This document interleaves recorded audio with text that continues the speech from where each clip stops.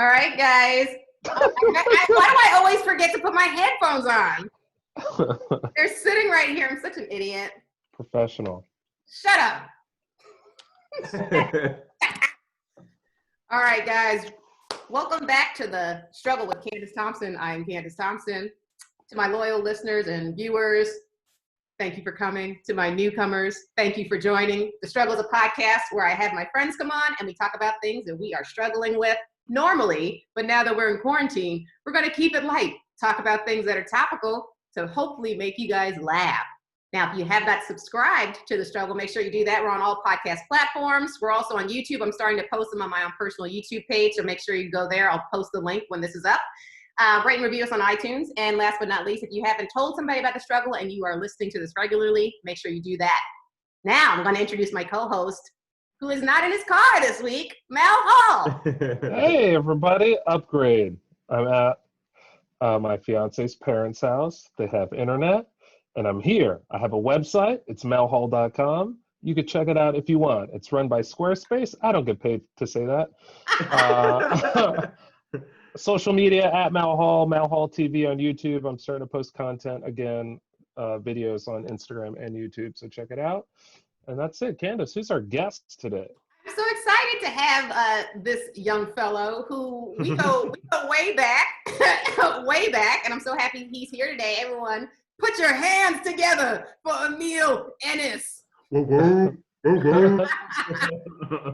Hello, thanks for having me. You are very welcome. Emile, where can everyone find you?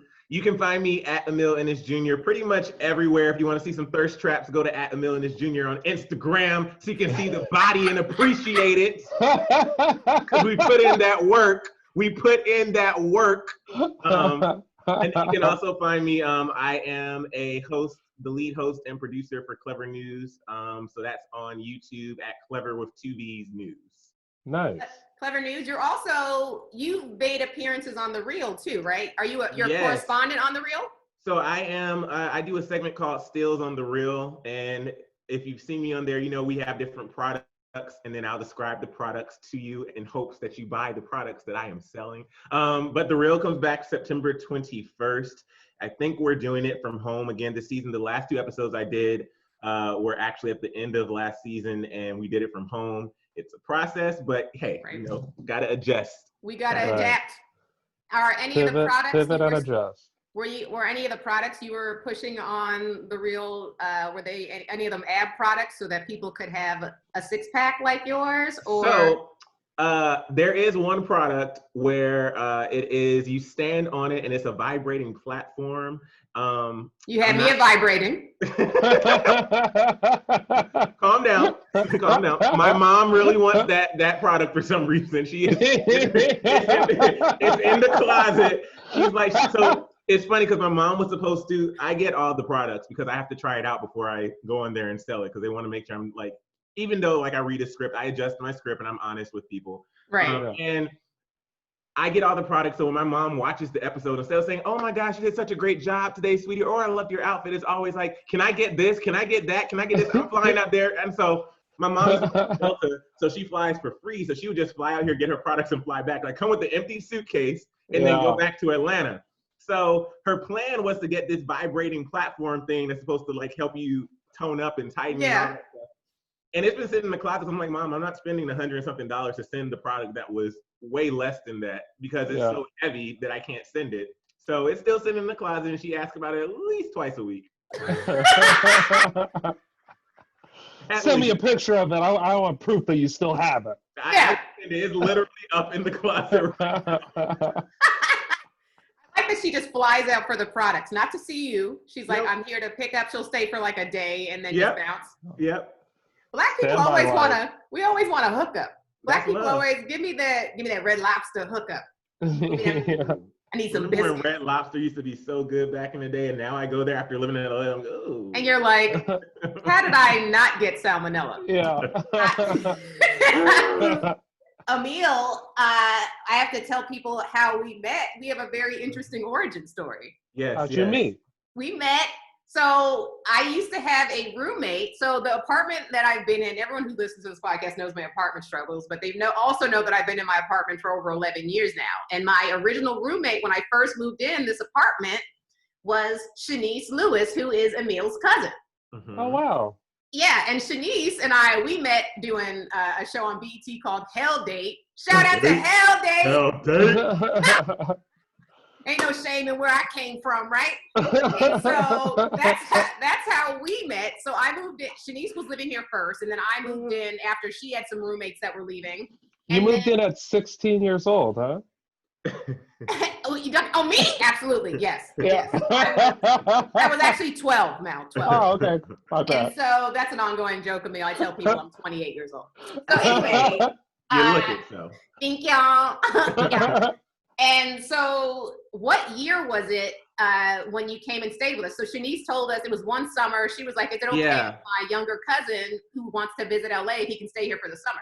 Yeah, so that was summer of 2010. I did an internship out here. Yeah. That was Wow. 10 years ago? It was 10 years ago. Wow, look at that full circle moment, y'all, live on air, 10 years.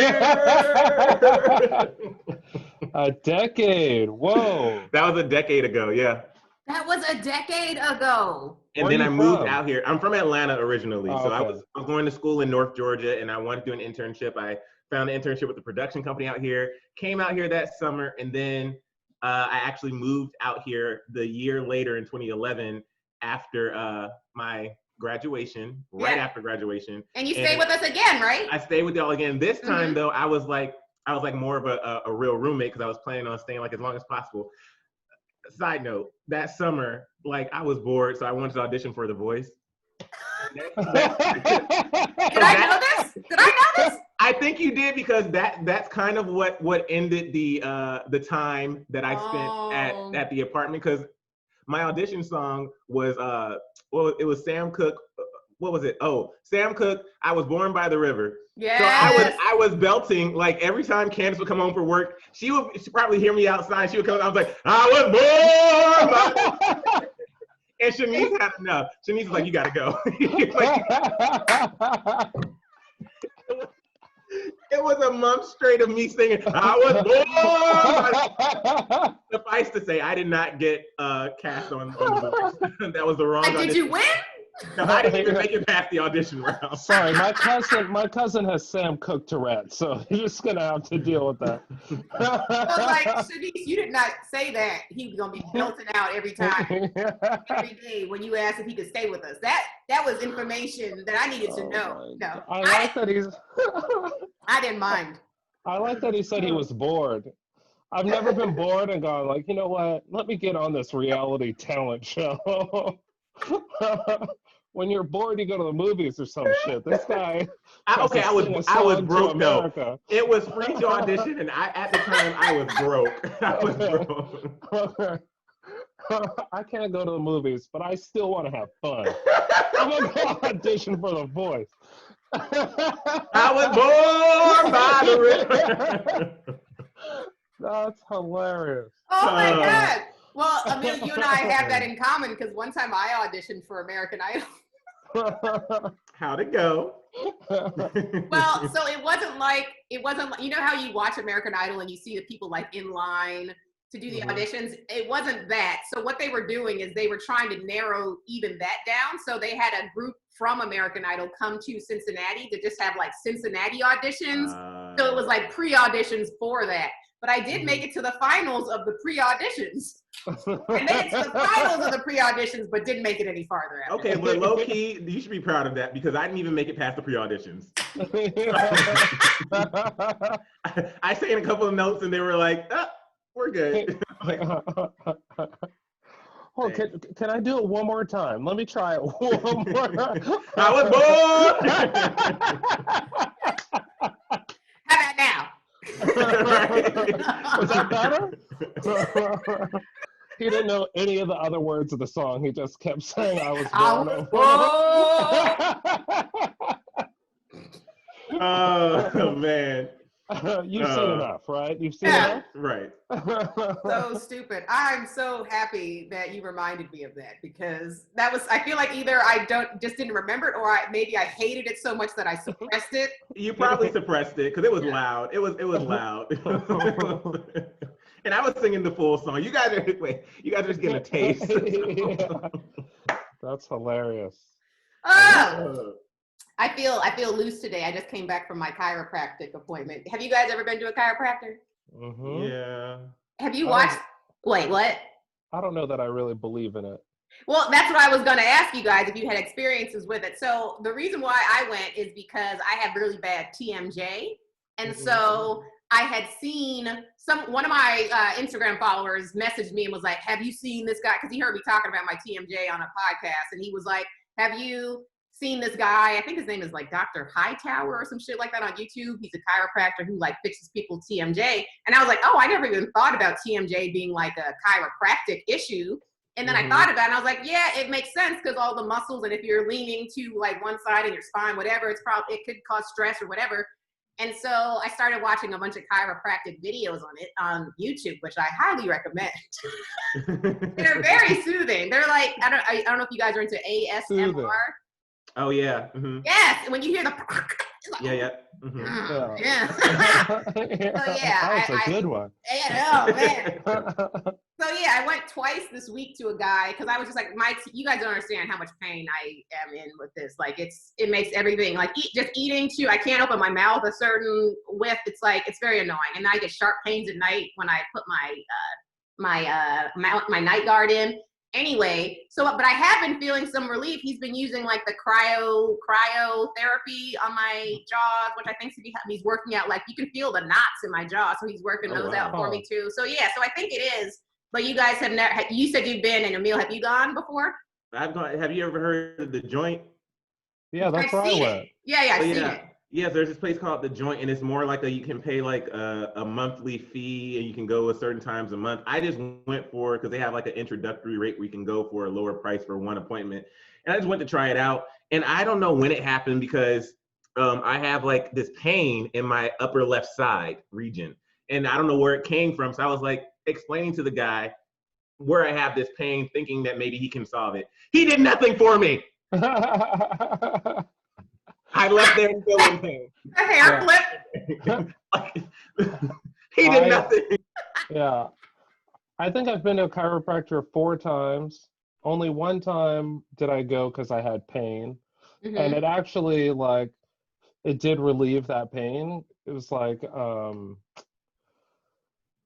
yeah, you know how sometimes you sleep wrong and it's like, you just can't sit up correctly. And so I had a flight, and then so I'm not sitting correctly, and then in a flight, and my friend was like, you should just go get adjusted and release all that. I was like, okay. Well, I have the little it's not a Theragun, it's another brand, Hyperice, but it's like the impact. So it like goes like that on your. So I have that. What I'm realizing is, because just like you were saying how you didn't know that with your jaw could be connected. So I've been doing that more since I've been working out a lot in quarantine to fight depression, because quarantine is depressing. So I have been working on it with my Theragun, and I realized right in my glute area next to my hip, in between like that area, it's like really tight. And so if you think about that, if it's tight down there, then it's pulling on your whole back all the way up to your shoulder. And I was like, oh. Yeah. That's like your IT band. Is that what that's called? Yeah. So I've really been working on that. Yeah, no, and it's just like I've been twice now. I went for the second appointment this morning, and then I went on Wednesday. And when I was just sitting for him, waiting for him to come in the room, he comes in the room and he's like, "What are your issues?" And I was like, "Well, up here, my lats super tight. Sometimes I'll sleep like I can't sleep on pillows, because if I have a pillow under my neck, without fail, I'll wake up and be like, ah, my pussy and my crack." Ah. So yeah, I can't sleep with pillows anymore. And then immediately he was like, "Oh, I can see, look at the way you're sitting." And I was like, "What? Like posture shaming me? Like from jump? Like we didn't even say hello yet." But then I did, and I didn't notice, because I just normally sit like that, but I was like this. Oh. And you're supposed to be sitting like this. I don't know though, because every chiropractor gives you the same spiel though. They're like, walk over there, yeah, one leg is longer than the other. It's like, what the fuck are you talking No, about? it's true, but you can see it. Like if you watch these chiropractor videos, they'll have a person laying on their stomach and you can see one of their feet and then they'll do an adjustment and then it fixes it. So it'll go back for sure. So my problem with it is this something that you just have to keep going back for, you're never gonna fix it, which I don't think is really necessarily treatment if you have to keep going back. So that's my whole thing with like thinking whether or not it's a racket. But all I know is that my jaw feels better right now, and I'm for sure it's because he's working out the knots and working out the cryo. So I can't say that I'll continue to go see him for the rest of my life for like back stuff, but like this is definitely already helping. I can feel a difference. Yeah, I don't think that they're fake. Like I don't think they're phony. I just don't I don't think I ascribe as much to chiropractors as, like, there are some like fans of chiropractors, like everything. I go to the chiropractor and they solve everything, and it's like chill out.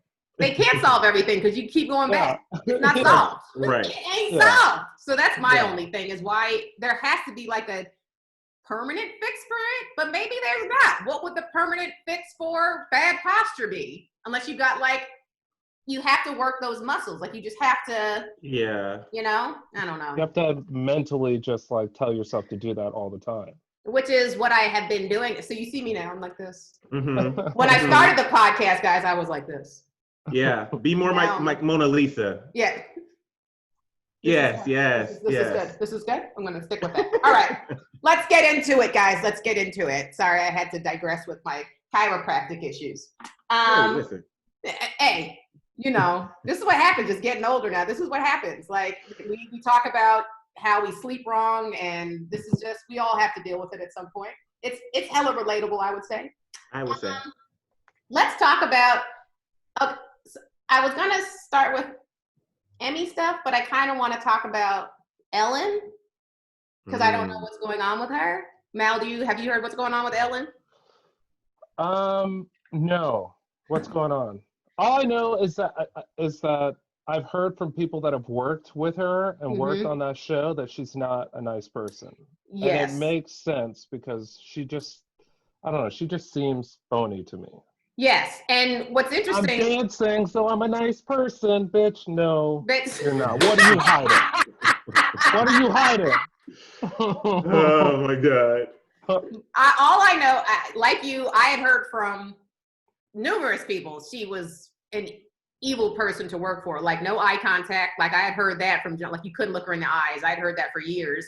And then one time I worked with a woman in a writer's room. And then after that project was completed, she referred me to Ellen's to get a writer staff job there. So I submitted a packet for that, didn't get it, but obviously I think it was a blessing in disguise. And I had told another head writer that I was working for after that, that I had a friend who referred me to Ellen to submit a writer's packet. So I did that. And when I told him that, he was like, "Oh, why does your friend hate you?" That was his response for my friend referring me to Ellen. That's how bad of a person I heard she was. So, but what's happening now is there's rumors that her show is going to get canceled. There's rumors that she's going to be replaced by somebody else. I know people were talking about James Corden being perhaps her replacement, which I've heard some not nice stuff about him as well. So is that really a replacement that we need?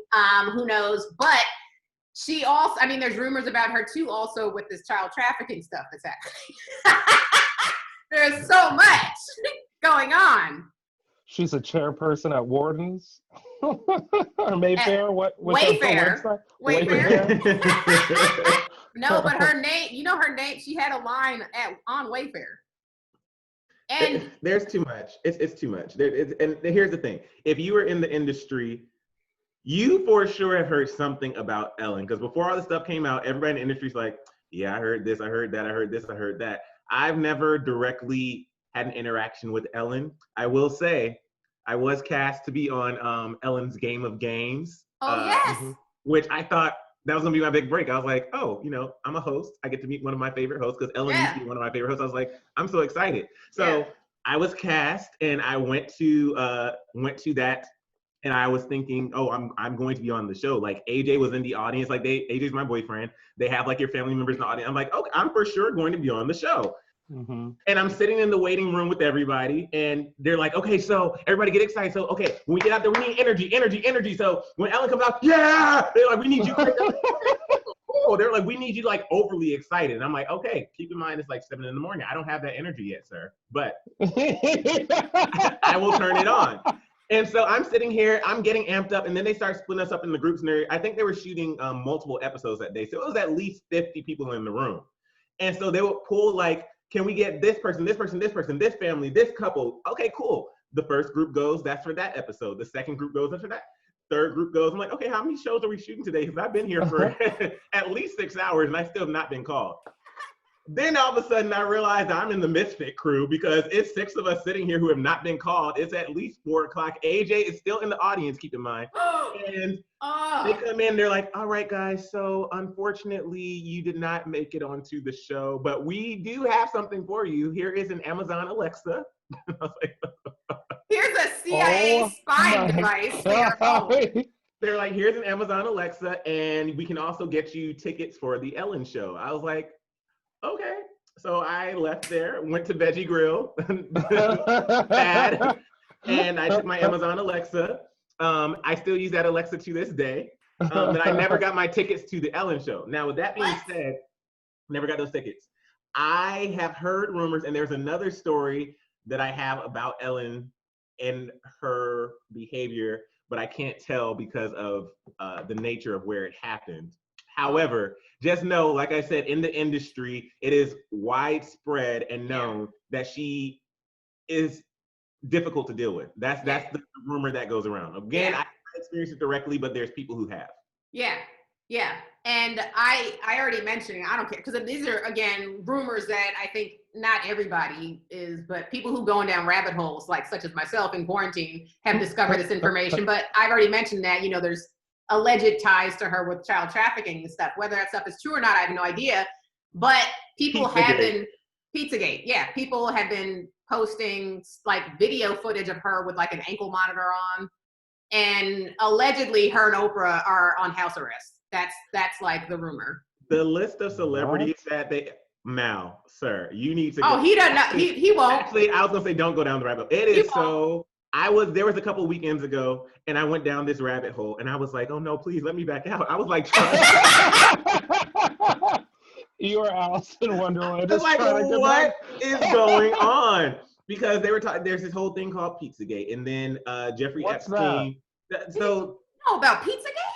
No. Go ahead, Emile. What? There's this whole thing of people saying that within the liberal Hollywood community, there are people who are involved with child pedophilia.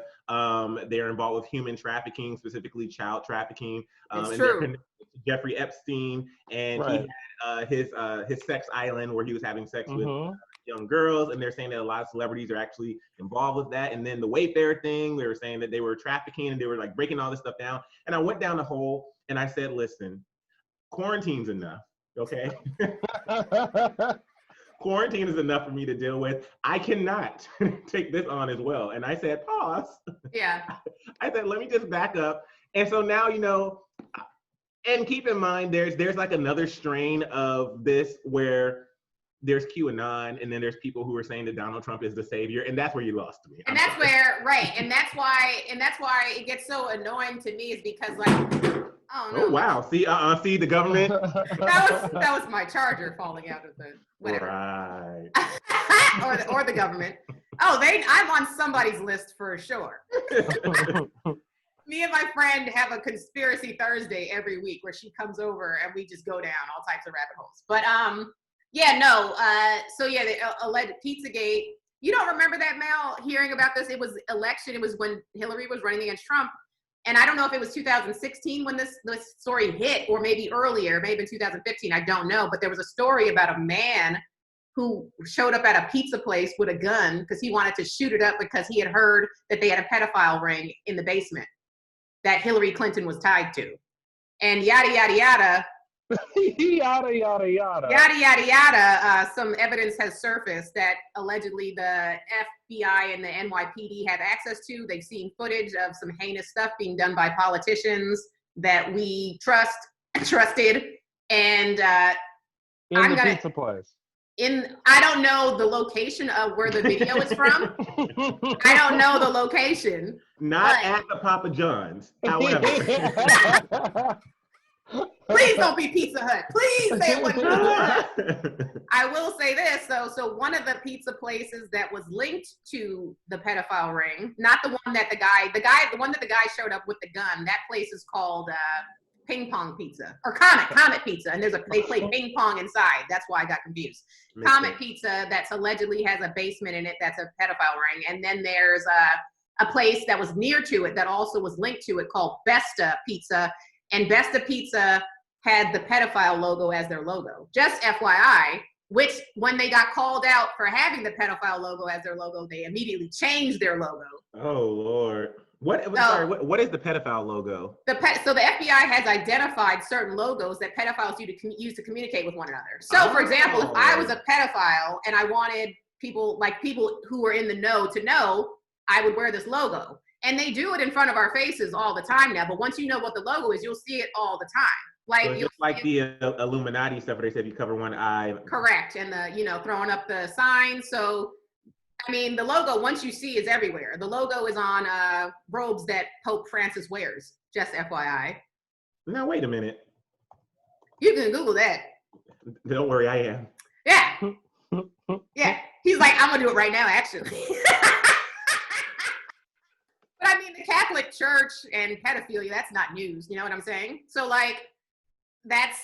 but that just goes to show you their symbolism is like, they put it in our faces. We just don't know. We don't know what it is. I just had to tell you what that logo is. You didn't know. You just thought that, oh, that's a print that he just has on his robe. It's like, no, he's trying to tell us something.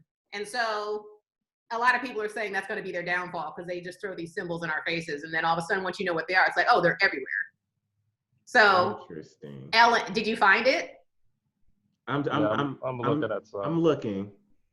I mean, I could just text you guys. I have them saved on my phone. She's like, how deep do you want to go? Yeah, no, I don't. Yeah, it's a lot. It's a lot. So I understand why people don't want to do that. But it's like, once you know, and you've seen and you've heard stuff, and you've seen, like, I've personally seen enough evidence to know that everyone should be questioning this. And the fact that the mainstream media is not talking about this is a huge red flag to me. Like, Wayfair Gate was trending on Twitter, like number 1 or number 2, high trending on Twitter, and no news sources were covering it. No news sources. And I'm like, that's a huge red flag to me. So we don't know if Ellen's tied to it or not, but I'm one of those people just waiting. I'm waiting like this. I can't. Ellen on house arrest. It's a lot. It's a lot. It's a lot. Speaking of celebrities, I'll transition into some white foolishness. Ryan Reynolds and Blake Lively apologized for getting married on a plantation back in 2012. Is this something that, do you think they knew? I mean, they obviously knew it was a plantation. Do we think that they just didn't care at the time and was just like, this is a lovely place to have a wedding? Or do you think there was malice involved? Like, yeah. Let's show them. Yeah. I read up about, because I knew we were going to talk about this. I feel like, we either need to just burn all the plantations down or build, put ping pong pizzas on top of them or something. Because I'm sure they did it because it was a nice location. Yeah. And they're like, well, it was a plantation, but we can get it to you for this price. And weddings are fucking expensive, I heard. So they're you're so stupid. I don't know if you've heard, but they're 2 A-list celebrities. I think they could afford it. Oh, you don't think they're shopping by price? They just pick where they want. Okay. No. Cool. Yeah, I don't know how to feel about it. I mean, so, I remember this, And you know, I love Ryan Reynolds. I think he is a very handsome man. I mean, this is facts. However, when it comes to so I'm from Atlanta, and just there's lots of, you know, plantations in Georgia. I think they went to South Carolina, right? South Was it Carolina, South or North Carolina? Yeah, the place South, called Boone Hall. I think And it's see, that alone just sounds inherently racist. Yeah. Like, racist. just like, where'd you get married? I got married at Boone Hall. Like, it doesn't. There's nothing. It's too close to Coon. Right, Yeah. right. So here's the thing: plantations can be gorgeous. Mhm. Of course, they were gorgeous because they were maintained by slaves. And Right. When you look at like the South and you look at how they protect history, it's just very problematic. Right. All Totally, around. totally. And so we're seeing like people tear down these Confederate statues, and like it's just the things that they honor and they hold on to the South. It's they try to just wash over so many layers, Right. and just pretend that everything is solved. And so when I was looking back at this story, I was looking, and you know, she said that they said they saw it on Pinterest and they thought it was like a beautiful place. I want to believe that. However, it was 2012. Like it was 2012. Like, Right. if you see this, especially as a celebrity, like if I was looking at a venue to get married and I see it's a former plantation, I don't think I would be like, oh, but it's so gorgeous. I think it's fine. Let's just do it. Just overlook. Right. The messy history. Yeah. Now I will say I read the apology and I've seen, you know, the aftermath since then, and they've done some good things with their donations and raising awareness. So I like the follow through. So at least the silver lining is there was some form of education from it. And even if it was just them doing things after from guilt or shame, at least they're trying. Right. I mean, you have to be a good person to feel guilt, I think to recognize that you are wrong is something that a good person. What? I have a question. What? Are they really feeling guilty, or are they doing it? Is this like virtue signaling, which is like when someone is just saying something because they know it's of the moment for people to be woke right now, especially white people to be woke, right? It's like that's trendy now. It's like, and they're getting applause for it because you're an ally, right? So it's like they could be coming forward and saying that they are apologetic for it, just for the same way that, you know, celebrities will come forward. You know, I don't put it past celebrities adopting like Black kids just for the. Right. You know what I'm saying? You're one of the good ones, right? So I just have a hard time trusting celebrities doing anything because I feel like it's always for attention. I mean, we will never know, but I think. No, I'm gonna have Ryan Reynolds on the podcast next week. Oh, so. Cool. So we can ask him.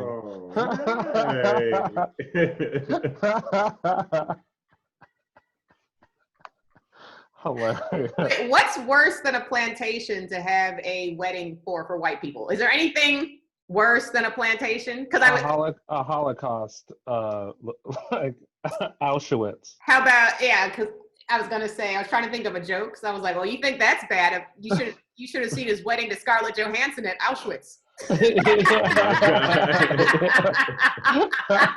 I was like, I can't. What's worse than a plantation? But is that worse than a plantation? I feel like they're the same thing. They're on even footing. Yeah, I know. This podcast has gone to a dark place. This is really You were like, Candice, I thought we were supposed to be making people laugh. Laugh in quarantine. I know what'll help. Emile, take off your sweatshirt. Okay, hold on. I'll take a bit. But... Are you really gonna do it? I was like, I need people to see your body. Go to the Instagram. Emmy nominations. I know that's happened I think 2 weeks ago. There's stuff that I want to talk about and then I'd never get to it. So then I have to push it to the next week.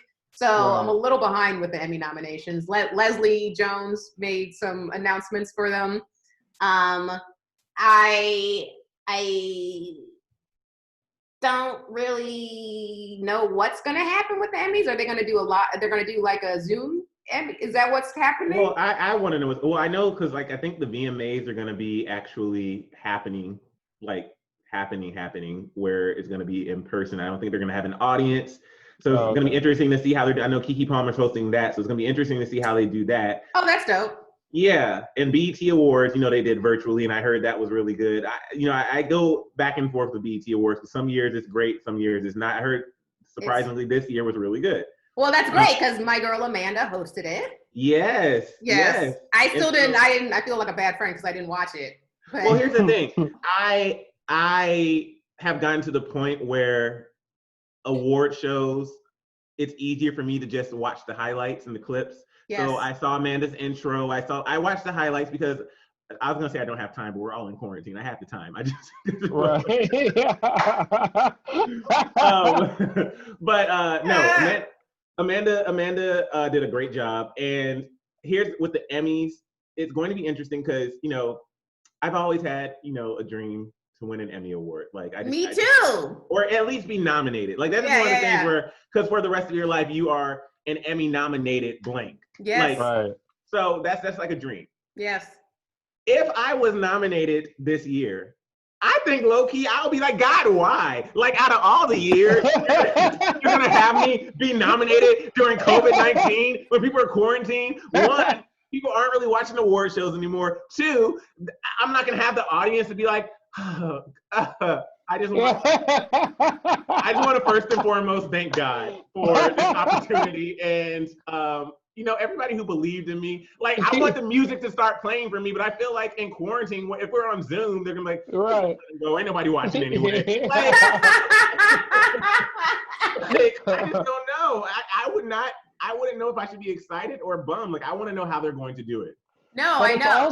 It's also one of those things too where everything that happens this year is sort of going to stand out as its own thing, though. Now, that's as true. Opposed to getting lost in all whatever. I don't know which number Emmys it is, but all the Emmys have been the same. Giant theater, host, whatever. And this is like something different. Like NBA Finals this year is something different. Everything is just like a little bit different. So it would kind of be a good year. That's true. Flipping the perspective. Yeah, I mean, it's good. Yeah, no, I don't know. I would be mad like you. I'm with you and me. I'd be mad as fuck. Like, really, God? Word? This is what we doing? You know I've been manifesting this for years. And I gave it to you, Candice. And that would be the response I would have to accept. Beggars can't be choosers, bitch. Take the award. Oh God!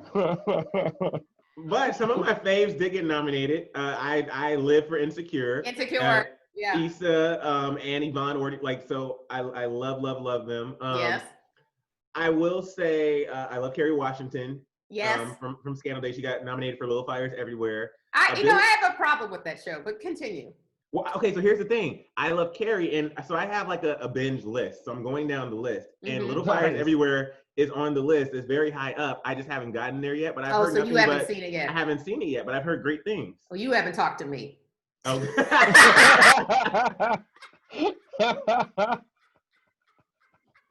She's like, well, that ends today. Yeah. Wait till after the show. I will spoil it for you. I will. Hater alert. I'm not even a hater. I'm not gonna ruin anything. I'm not gonna spoil because I know you want to watch it. But and I was not alone in this. Me and my friend, Justine Marino, we were texting about this because she was watching it at the same time I was. She texted, did you watch today's episode yet? And I'm like, not yet. And then I would watch it. She's like, well, text me when you do because we need to talk.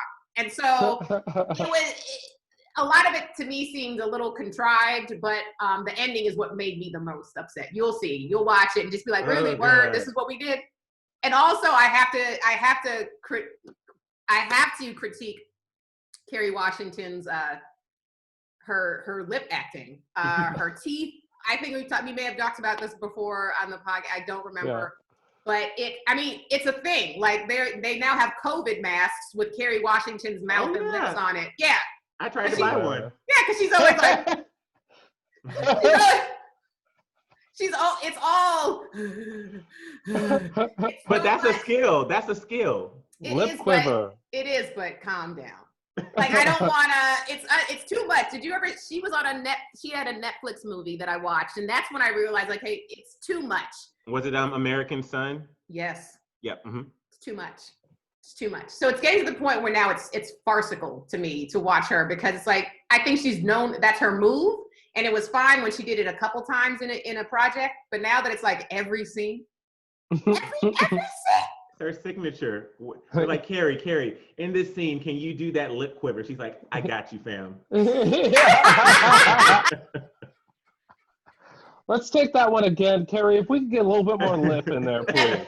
So her nomination was for best.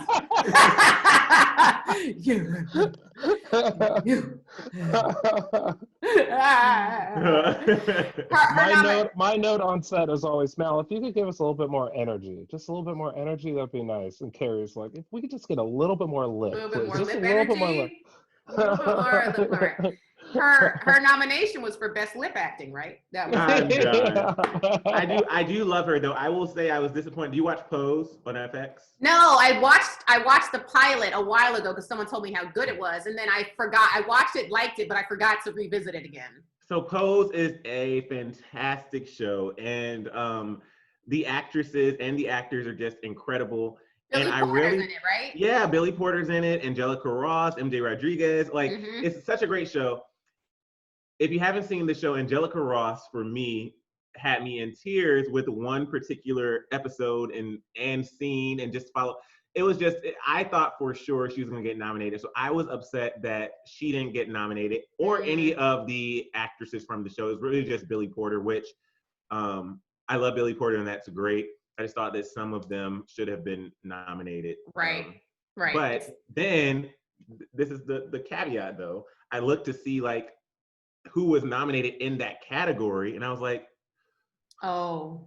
I was like, but they were great too. So, and that's the hard thing, because obviously when it comes to diversity and inclusion, I want there to be progress. I want people to get the nominations they deserve. But then there's just some years where it's like it's packed, and the cards fall where they fall. People are like, I love her in this show. Right. However, I love this person in this show. I'm gonna have to give it to them because this person made me feel that thing. Right.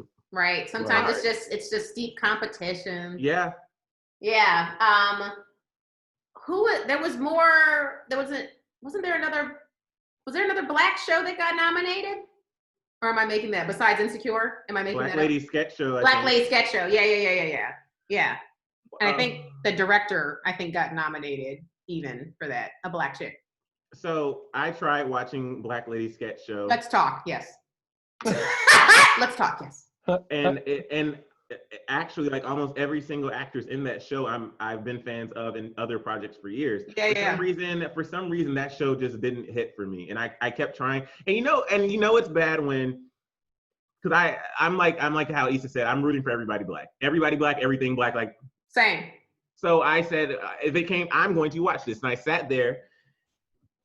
And you know when you are watching something, you're like, I was forcing myself to laugh. No, and I had to acknowledge that. But then I watched Astronomy Club on Netflix. So funny. I was crying laughing. So funny. They got canceled, which I'm still upset about. And keep in mind, Astronomy Club, I will say, from beginning to end, was it consistently funny? No, there were like towards the back half, there were more like some standout sketches. For sure. The first couple of episodes though, every single one, I was crying. Yo, like, it was hilarious. My favorite sketch, Mal, you gonna have to, it's on Netflix. It's called Astronomy Club, and it's just a Black sketch show.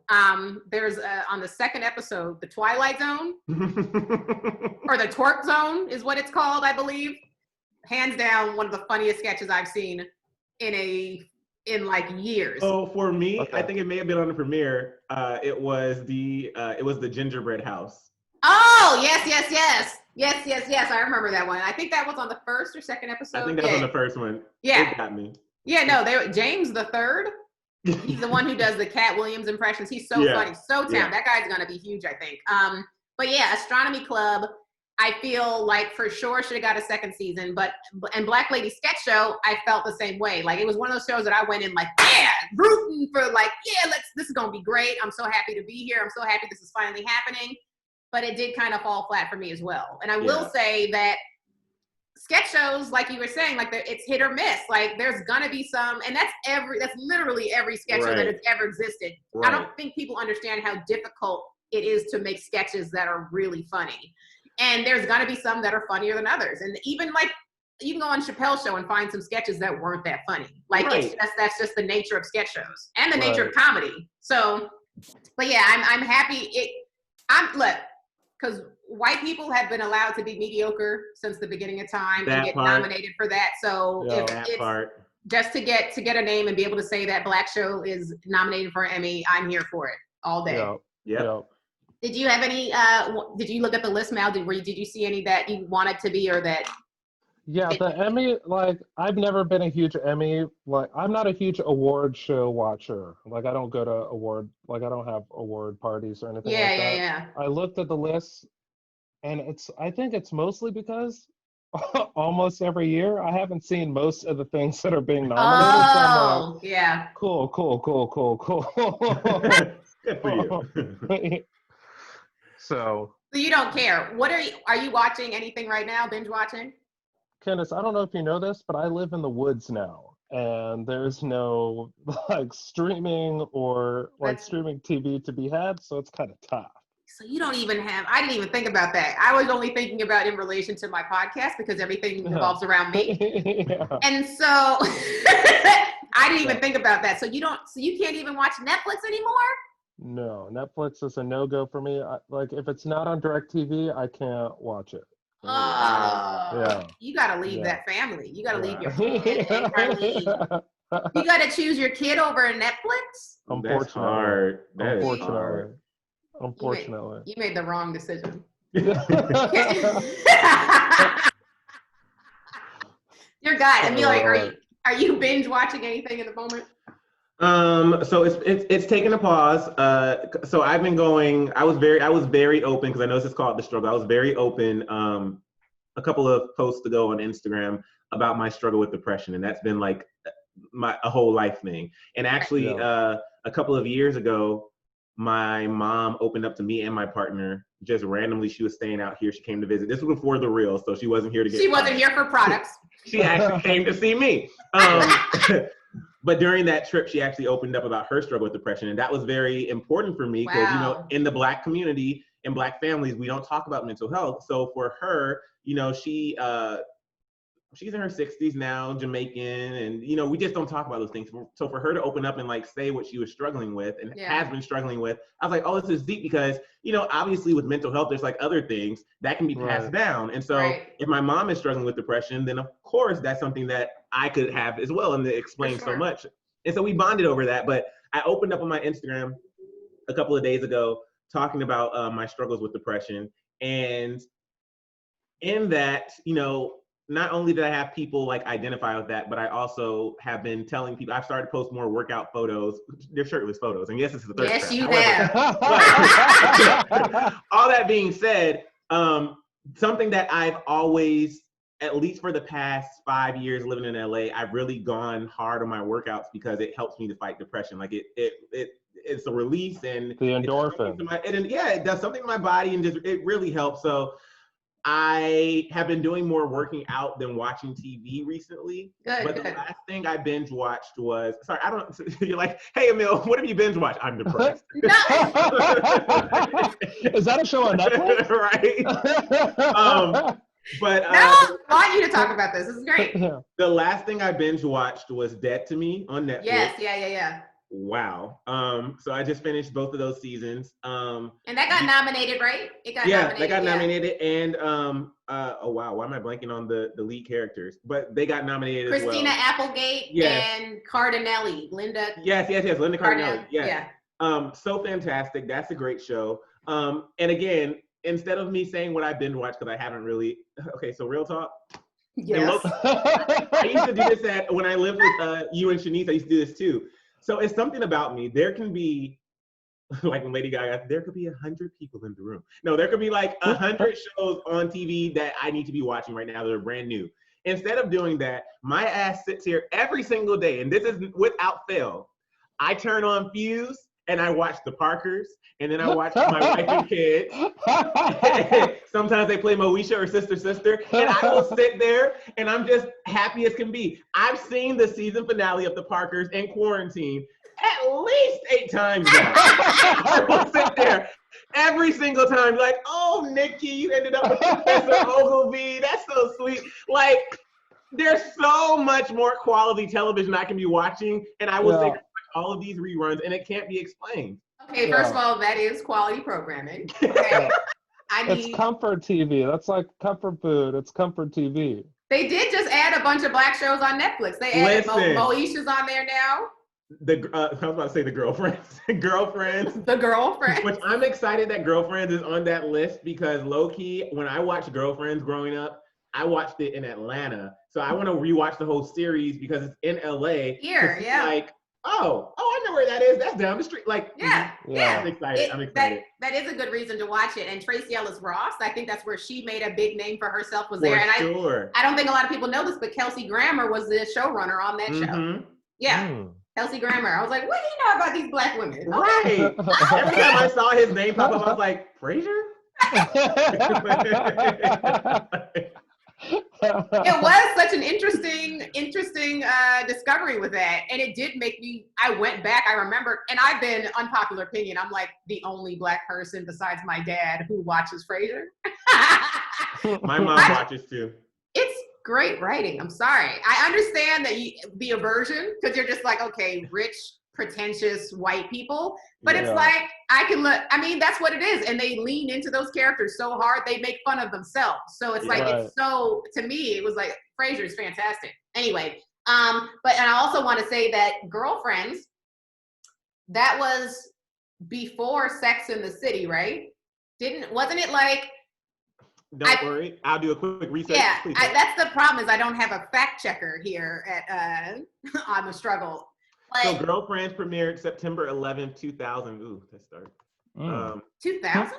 Yeah, so it was a year. It came out in 2000, so it was a year before 9/11. Okay, so no, it wasn't. It was Living Single that came out before Sex in the City, and they say that Living Single was kind of the first Sex in the City, which it was. It was like that same formula of the 4 women, single women, and their dating lives and work struggles, whatever. But also I would say that I think Golden Girls was the real inspiration for Sex and the City. They were the first. Blanche was the first Samantha. Like that was who that was. Blanche was getting it in. Yeah, all those same archetypes are there. All those same archetypes are there. Dorothy, I'm a Dorothy. Everyone's like, I'm a Carrie. I'm like, I'm a Dorothy. For sure. I wanted to also talk about, since we got a little bit of time, so I wanted to definitely talk about Biden for a second. Oh, good old Joe, Uncle Joe. He's making the headlines again for open mouth insert foot. Yeah. My thing with Biden is, there's not going to be a perfect candidate. Let's just put that out there. There's not going to be a perfect candidate, and when it comes to just everything that's going on in the world, specifically politics, I have to go in and out just because, again, quarantine is depressing. No. I don't know how many times I can say that. So I'm in the apartment, and it's a 2-bedroom apartment. There's not many places to go in this apartment, and so. Right. I have to protect my mental health in my space. For sure. And if you go online and you just see the things that comes out of Trump's mouth on a daily basis, I know. It's mind-numbing. So did Joe Biden, and has he said a few things where you're like, bro, what? Yes, of course. Yeah. But Trump says shit every single day. Yeah. And so it's like I'm not about to criticize him to the point where because there's some people who get so furious with these minor, sometimes more major misspeaks. Yeah. And they're like, well, I'm not voting for him. I'm not voting for anybody. No, okay, that's not the answer. Yeah, no. I think Trump is an evil genius, and he's gotten our society so used to him being just like openly racist and openly stupid that like when he says something wild, it doesn't even register on your wild Right. radar anymore. Right. So it's like now Biden, a person that we look at and we go, oh, okay, you're like I guess an adult. Right. He says something fucked up and everybody jumps on it, and including Trump, ironically. And it's like, fucking chill, dude. Yeah, no, my criticism is we need another system. This two-party system is trash. I'm over all of it. I'm going to do what I can to help the situation for sure by voting. But at the same time, it's like we say, my problem is that Biden's like, he's not just saying these things, guys, just FY, he's not. That's because there's something in him this is not the first time he said some fucked up shit about Black people. He also wrote the crime bill. Let's not forget that. So wrote the crime bill that locked up thousands of Black people. So I do have issues with him for sure. I'm going to do what's right, of course, on election day. But at the same time, it's like I don't want to downplay his just because it's quiet.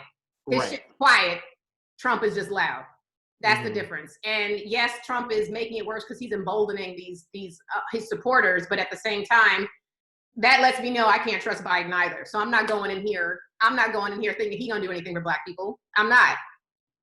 But for the sake of this country, and so that we don't continue being in a race war, I guess Biden, but I'm not happy about it. I'm not happy. And that sentiment right there, it's in no way are we like, yeah, Biden, yeah. It's not any of that. And I do think, in terms of people calling him out and addressing the things that he's done, that's extremely important. But again, that's something that, they should be doing for every single candidate, and we should be informed. You shouldn't just go in blindly voting for anybody. You should know the facts about every single candidate that you're voting for. Absolutely.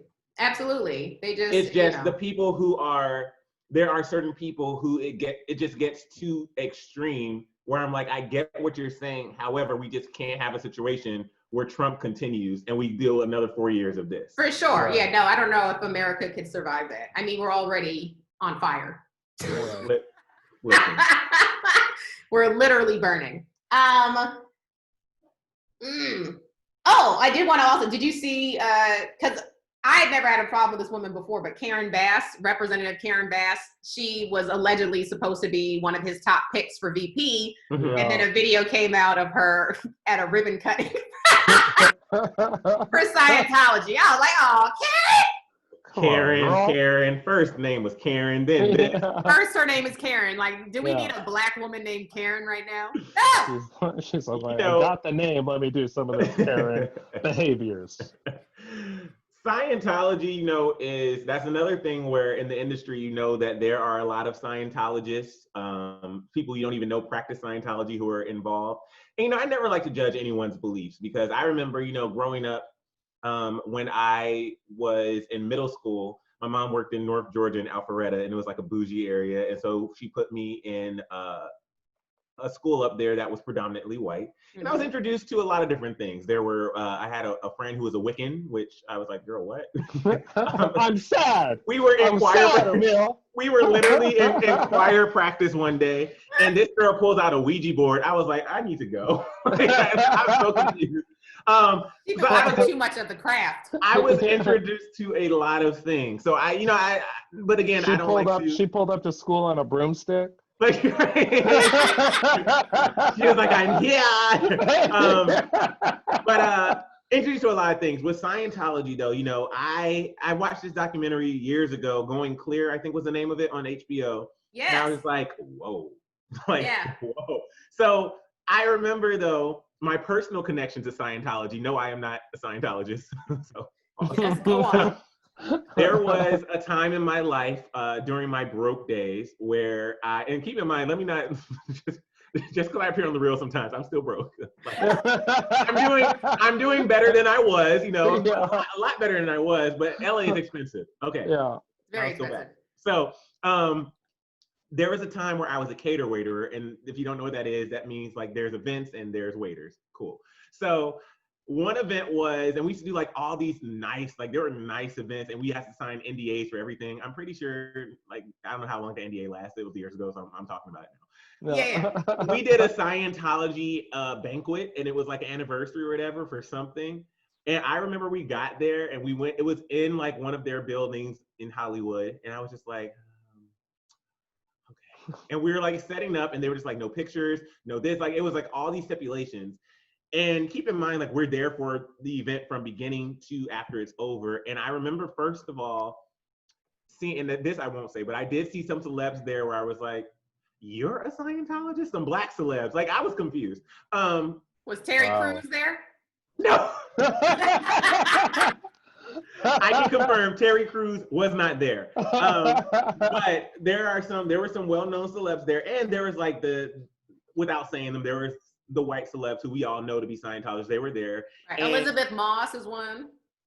Elizabeth Moss was not there, but she kind of blew up later because this was like years ago. So it was before she was there. But I was in there and I was like listening to what they were saying, and I was just, and I don't remember if I saw the Going Clear documentary before or after. I think it was after.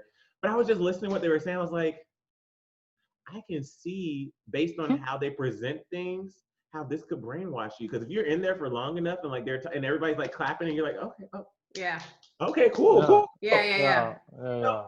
But with that being said, just seeing some of the people in the room and knowing like the power and connections they have, I think that's when I looked up this Karen article. I was seeing that some people were saying like, she also is a politician and she's aware that based on like her district and where that power comes from, right? Even if she doesn't necessarily endorse it, she has to kind of These are her constituents. That It's just unfortunately the optics didn't look good. It didn't look good at all. It's just not. We didn't need that. Like, like of all the things to do, and so. No, if she doesn't get the nomination based on that, she's gonna be so pissed at herself. That was one speech. I should have been sick that day. Damn it, Karen! Yeah, no, those documentaries are wild. Like, they still don't know what happened to David Miscavige's wife, right? That's the head guy at Scientology is David Miscavige, and his wife has been missing. I thought it was L. Ron Hubbard. He dead. Yeah, he's dead. Okay. Yeah, there's a living person. Okay. Yeah, he's just taken over. He's the head guy. Shout out to L. Ron Hubbard's teeth. If you haven't seen his teeth before, Google it. Very interesting look. He's got little baby dolphin teeth. Anyway, they're terrifying. But so yeah, his wife was missing, and isn't that where Leah Remini's whole thing started? Is she kept asking, "Where's your wife?" Or somebody was calling out because they hadn't seen her in years. They were like, "Where's your wife? Where's your wife?" And so people think that she's dead. And nobody's like saying what happened to her. So that's a Scientology mystery. Also, I found it very interesting. John Travolta's wife just died, Kelly Preston. And I was like, I don't trust it.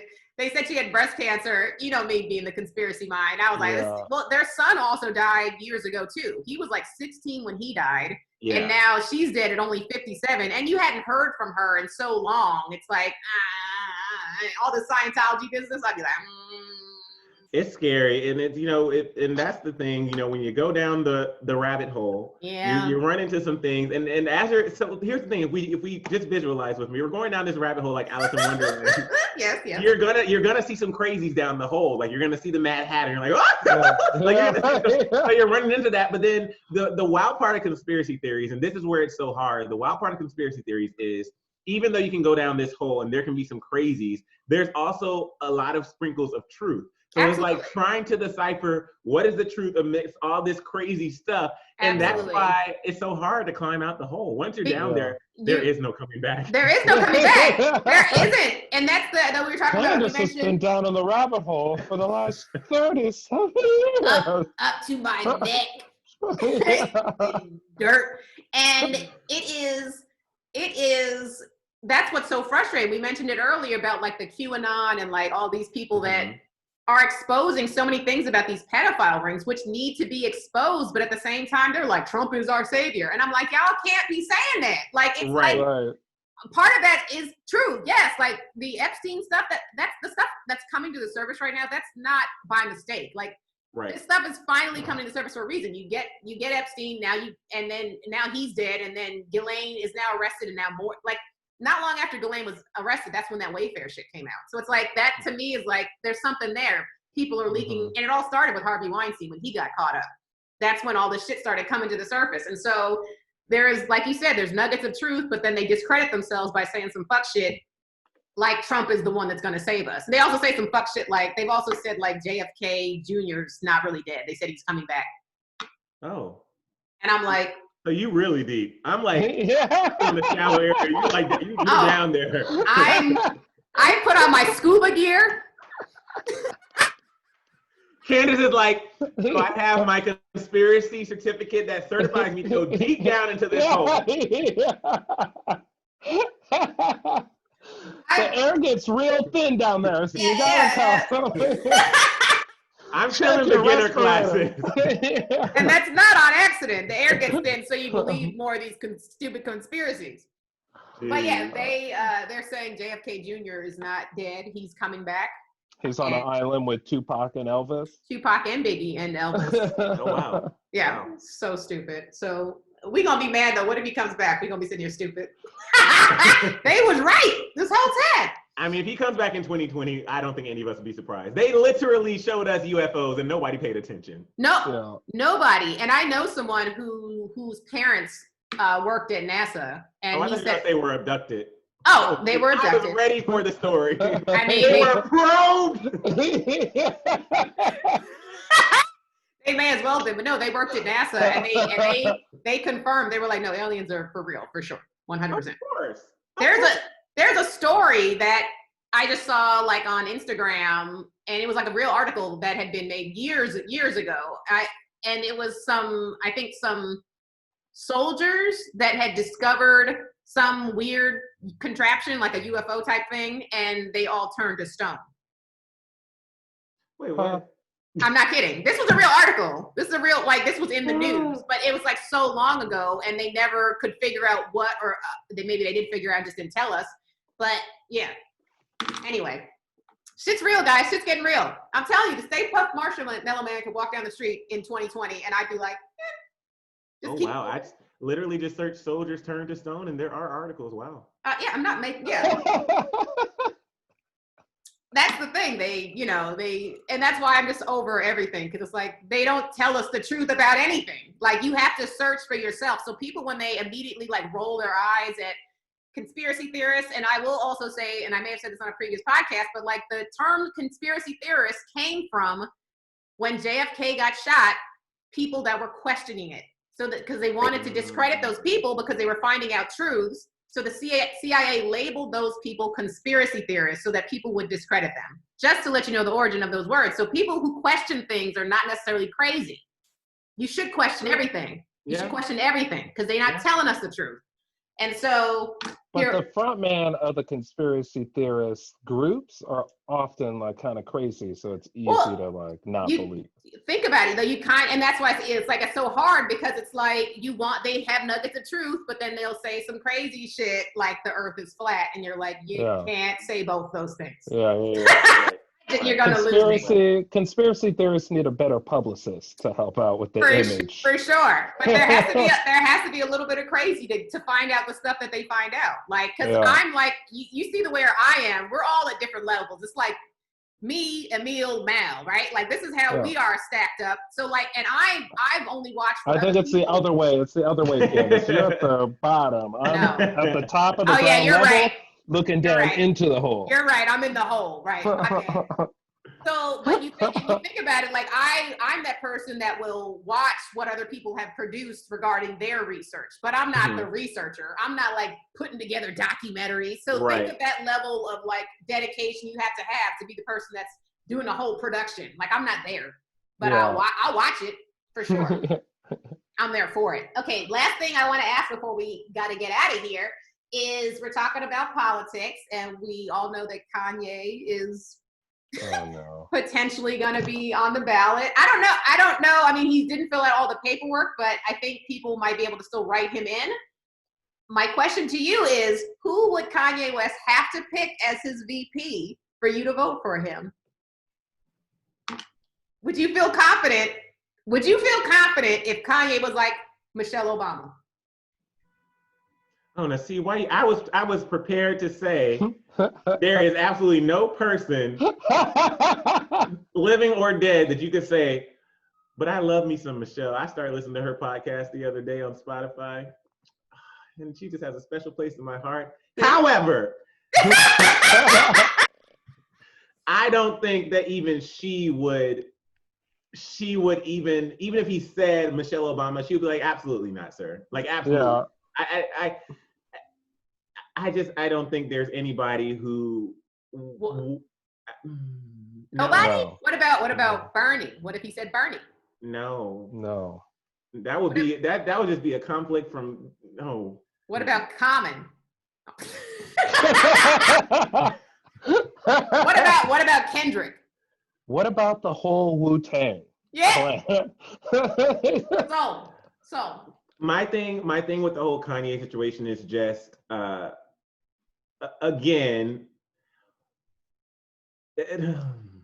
I just think with Kanye, even if he doesn't have the necessary things that he needs in order to actually get on these ballots, the damage has already been done. Right. There are too many people who are easily fooled who are going to write him in regardless, because you can write anybody in. People are writing in, oh my God, what was it a couple of years ago?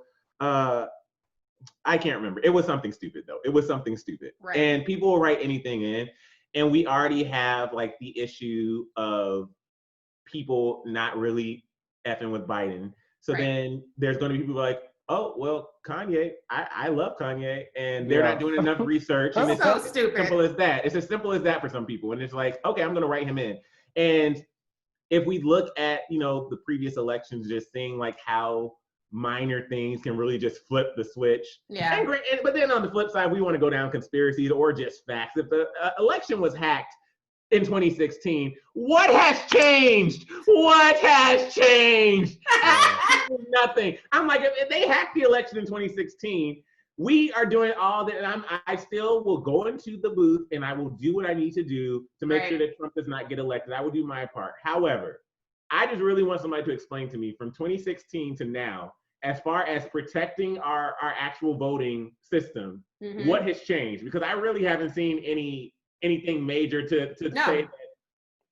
Yeah, no, but that's why I trust none of it. That's what I'm saying. Like, I'll do what I have to do like you're doing, but I'm not excited because I don't trust. I mean, I saw this, I was so disillusioned when in 2004, when that's when when Bush was, who was it? What's his name? Bush Kerry. That's the one where Bush, 2004.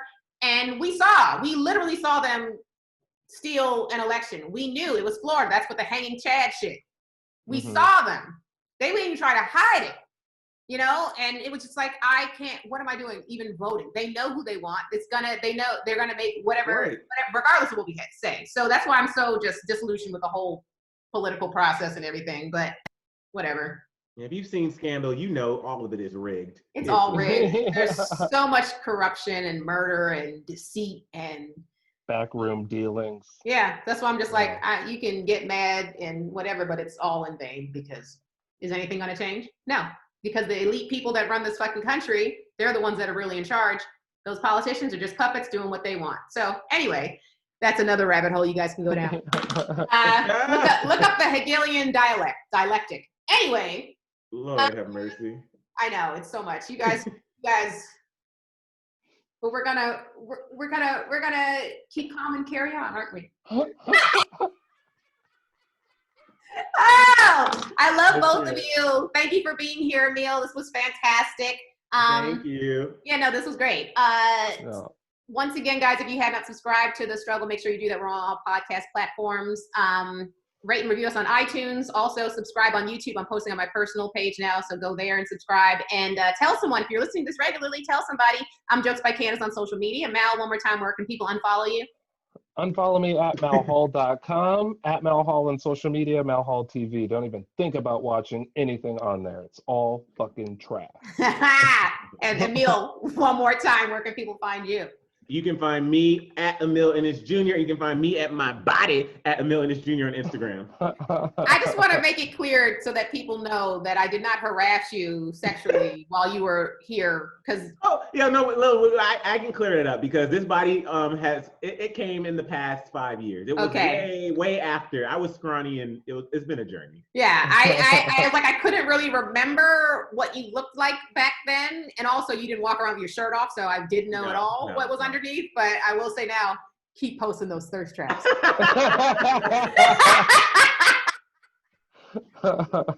No, there was no shirtless to be had. There was just, I was born.